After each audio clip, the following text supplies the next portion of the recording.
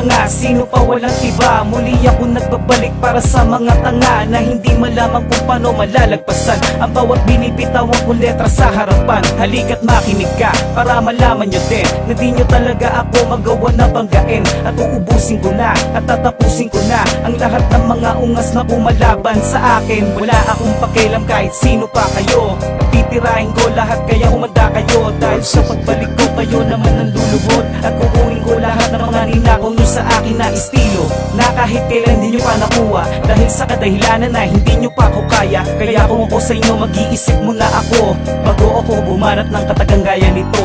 Muli na namang nagbabalik, Yeah, si Parity na malupit. that's right. Lahat ng gusto ko malaban ay amin ang tatapusin. You know, Ito na naman si Parity, pagaya ng kanyang pagbabalik. that's right. Lahat ng mga gusto humarap ay amin ang lilitisin. Yeah, matagal ako nawala pero tuloy lang sa pagbanat dahil ang kapalaran ko dito na nakasulat. Kaya huwag ang balaki na ako ay lampasuhin dahil ang mga katulad nyo ay hindi nagagalangin. At huwag na kayong umasa na sa akin makakatapat kasi ang mga tulad nyo ay hindi pa rin sapat na lipunin lahat ng mga naghahari-harian. Nakala mo kung sino umasta pero walang ibubuga. Tama na ang kalokohan, panimula na to ng iyong kalbaryo. Ako ang naatasan para lahat kayo'y tapusin at huwag nyo akong tatakutin kung hindi kayo papalag dahil ang bawat letra ko'y bumabasag ng kalasan. Hindi man ako malupit pero ang persa ko'y humahagupit. Binigyan ako ng lakas para kayo lahat litisin. Harangin mo man, hindi nyo ko matitibag.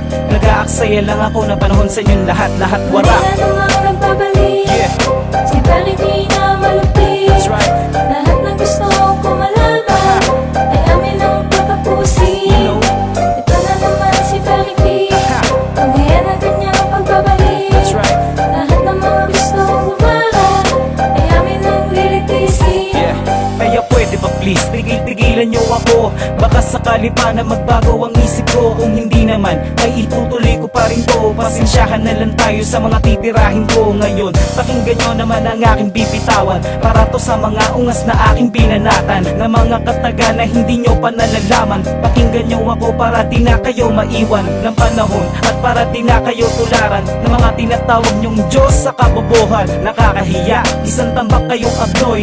Sana man lang pinag-aralan yung mabuti. Aminin nyo na wala talaga kayong dating sa mga liriko na binibigkas ko lang parate. Kaya humanda, panimula pa lang ito, sabayan mo na lang kada bigkas ko na niliriko. Muli